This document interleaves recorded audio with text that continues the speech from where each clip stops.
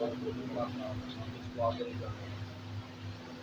جوانوں کا کام ہے اس کو آگے بڑھائیں، بڑوں کے کام کو۔ سستی بالکل نہ آنی چاہیے، سستی۔ میں تو خود تجربے سے گزرا ہوں نا جی، میں تجربے سے گزرا ہوں، اس وجہ سے سستی سے کام نہ لیں۔ ارد گرد کے ماحول پر اثر انداز ہو، ارد گرد کے آنا جانا رکھو، بعض و بیان رکھو، ارد گرد کی مسجدوں میں جایا کرو، ویسے بھی آج بیان کرنا ہے جی، ان کو دین کی چار باتیں سناؤ۔ دیکھو ایسے ہلکا بھی بن جائے گا، اور دریا کے اندر تک کام کی ضرورت ہے۔ ادھر بہت زیادہ بدعات اور ایسی چیزیں اب لوگوں نے کام کرنا ہے۔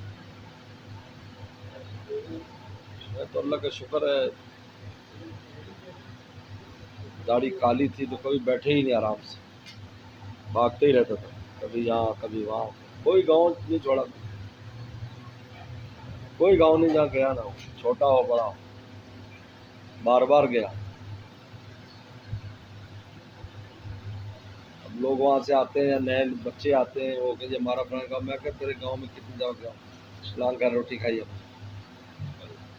کام کو بڑھائے، مدرسے کے وسائل پر اللہ سے مانگ کر محنت کریں۔ ایسا کچھ نہیں، اللہ تعالیٰ ضرور راستہ کھولتے ہیں۔ میرا تو ایک اپنا نظریہ ہے کہ اگر ایک آدمی کوئی مقصد بنا کر ویسے ہی پھرتا رہے سارا دن، لیکن کوئی مقصد ہو، اس کو بھی ثمرہ ملتا ہے۔ کیونکہ اللہ تعالیٰ نے انسانی کوشش میں وہ چیز رکھی ہے۔ یہ دیکھو پورا عالم میں جو اس وقت ترقی ہے، جس کا ہمارے آباء و اجداد تصور نہیں کر سکتے، یہ انسانی محنت پر اللہ نے کھولی ہے۔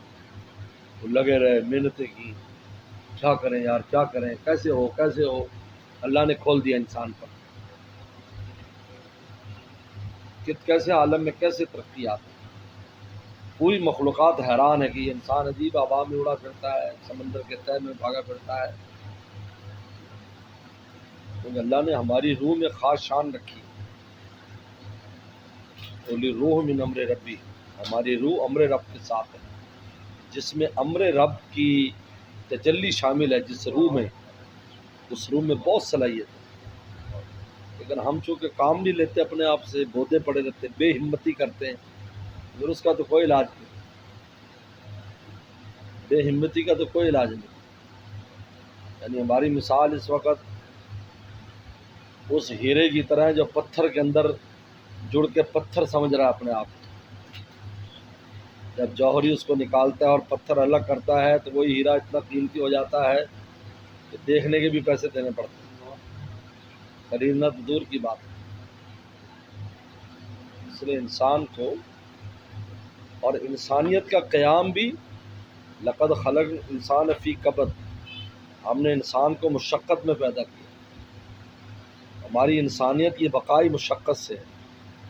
آپ محنت کریں گے، مشقت کریں گے تو آپ انسان بھی رہیں گے۔ اگر آپ انسان رہیں گے تو اشرف المخلوقات رہیں گے۔ انسان اشرف مخلوقات ہے، یہ نہیں کہا متقی ہو، اللہ کا ولی ہو، وہ اشرف مخلوقات ہے۔ مطلقاً انسان اشرف مخلوقات ہے، یعنی اس میں ایسی صلاحیتیں ہیں جو دوسرے مخلوقات میں نہیں ہیں۔ اپنی صلاحیت کے اعتبار سے وہ اشرف ہے۔ پھر جب وہ عملاً زندگی اتارتا ہے تو پھر عملاً اشرف بن جاتا ہے۔ یہ ایسی ہے نا، جیسے ہمارے یہاں کہتے جو انگور ہے وہ اپنی صلاحیت کے اعتبار سے شراب ہے، اگرچہ اس وقت شراب نہیں ہے، لیکن بعد میں جب اس کو نچوڑا جاتا ہے تو اسی سے نشہ آ جاتا ہے، اسی سے پھر مستی آنا شروع ہو جاتی ہے۔ تو انسان جو ہے، لقد خلق الانسان فی کبد فی احسن تقویم، تو انسانیت جو ہے نا وہ کبد کے ساتھ قائم رہتی ہے، مشقت کے ساتھ۔ آپ جس فیلڈ میں اس پہ محنت کریں، کسان ہے کسان اس میں محنت کریں، دکان ہے دکان پر محنت کریں، آپ مدرس ہیں تدریس میں محنت کریں، آپ محتمم میں اہتمام میں محنت کریں، یہ آپ کا کام ہے۔ جب آپ مشقت کریں گے تو آپ انسان ہیں، جب انسان ہے تو مخلوقات ہیں۔ آپ کے اندر جب قل روح من امر ربی جو اللہ نے فرمایا کہ میرے خاص امر سے انسان کی روح بنتی ہے، اس کی شان ظاہر ہو. ہمارے استاد مفتی والد صاحب فرماتے ہیں امر ربی کیا ہے؟ کن فیکون. امرنا شعین کیا ہے؟ ادارہ شعین کن فیکون. تو کن فیکون والی شان اس کا ظہور تام جنت میں ہوگا. لہذا تھانوی فرماتے کن فیکون کا ظہور تام ہو جائے گا جنت میں کہ وہ کن یکون ہو جائے گا فوراً، ایسی شان دے دیں گے. لیکن دنیا میں بھی اس کا اثر ہے، کیونکہ پھل کے اندر جو ذائقہ ہوتا ہے پتے میں بھی وہی ذائقہ آتا ہے دنیا میں. ویسے زیادہ یہ دیکھو کہاں سے کہاں پہنچ گیا انسان. ہم نے تصور کیا تھا کہ ٹھنڈا ہونے کے لیے کولر بنے گا. ہم نے دور دیکھا اپنے والد صاحب تو سمجھ میں آتے ٹھنڈا کیا کس طرح کمرہ ٹھنڈا کریں، تو سمجھ آیا کمرہ کس طرح ٹھنڈا کریں. پھر آ گیا کولر آ گیا.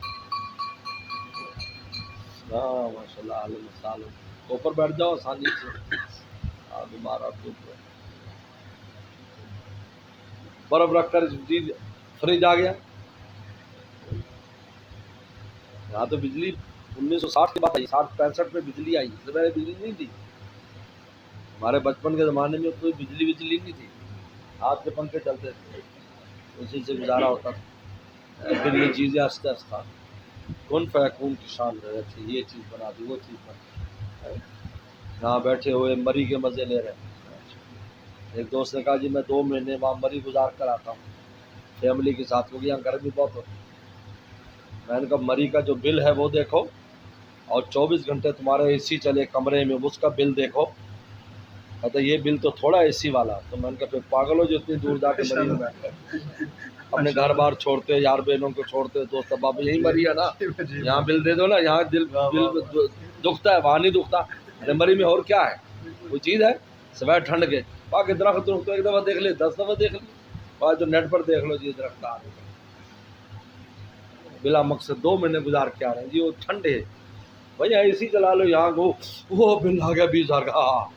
وہاں ایک رات کا 20,000 دیتے مسئول جی مری گئے بس. ایک یہ بھی اسٹینڈرڈ بن گیا ورنہ کچھ نہیں.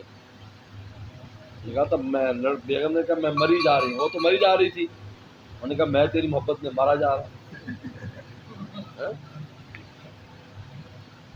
اس لیے انسان کو اپنے فیلڈ میں محنت کریے. جو سستی ہے نا اور وقت کا ضیاع بدترین بیماری ہے جو آپ کی صلاحیتیں قبر میں لے کر آپ جائیں گے، قبر میں لے کر جائیں گے. اور یہ صرف دین کے ساتھ نہیں، ہر فیلڈ ہے. ڈاکٹر ہیں جن ڈاکٹری میں جس نے محنت کی ان کا ایک نام ہے، لوگ اس سے فائدہ حاصل کرتے ہیں. رات دن جن محنت کی، رات نہیں دیکھا دن نہیں دیکھا.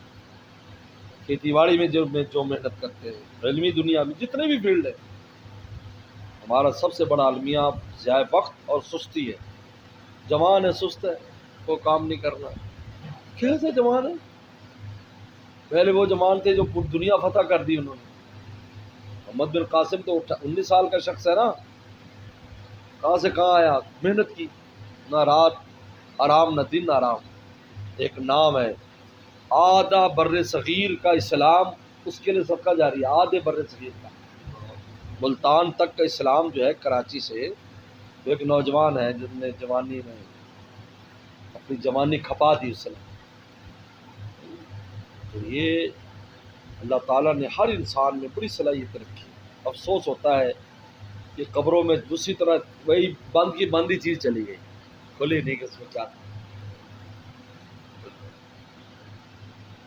اس لیے انسان کہتے ہیں اللہ والوں کی صحبت جو ہے اس سے میں نے دیکھا جو اللہ والوں صحبت میں رہے اسٹوڈنٹ تھے دنیا کے، تعلیم میں اچھے ہو گئے کیونکہ ان کا ضائع وقت ختم ہو گیا. وہ جو گناہوں میں پڑے ہوئے تھے یا فضولیات میں، وہ ختم ہو گیا. دنیوی فیلڈ میں بہت اچھی اچھی پوسٹوں پر چلے گئے. وہ یہ صحبت یہ ہمیں احساس دلاتی ہے کہ ہم اپنے وقت کو کیسے قیمتی بنائیں. ہم اپنے استادوں سے ہم نے سنا کہ 2 شخص ایسے گزرے ہیں جن کے 5 منٹ بھی زندگی کبھی ضائع نہیں ہوئے. حضرت تھانوی رحمۃ اللہ علیہ، حضرت شیخ زکریا رحمۃ اللہ علیہ، کبھی 5 منٹ بھی ان کے ضائع نہیں ہوئے. ہم یہاں دیکھ لیں 24 گھنٹے میں کیلکولیشن کریں ہماری کتنا وقت ضائع ہوتا ہے.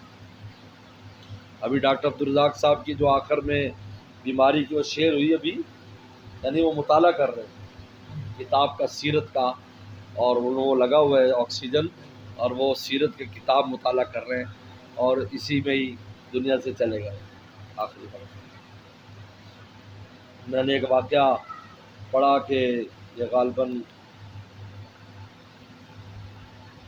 سلمان ندوی انہوں نے لکھا ہے، سلمان ندوی کا غالباً، کہ میں بحری جہاز پر ہم جا رہے تھے حج پر. تو بحری جہاز وہ تھا جس میں مختلف سواریاں تھیں، انگریز بھی اس میں تھے، وہ جو آگے جا رہے تھے برطانیہ.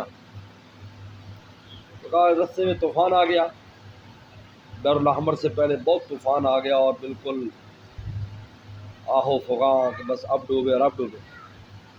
تو کہتے سب بھاگ رہے ہیں، کبھی ادھر بھاگتے کبھی ادھر بھاگتے.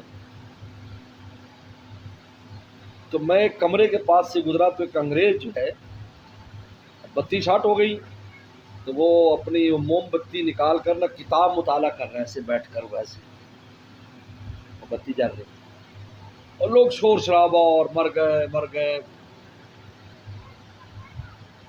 میں رک گیا، میں اندر گیا اور اس کو ہیلو ہائی کیا.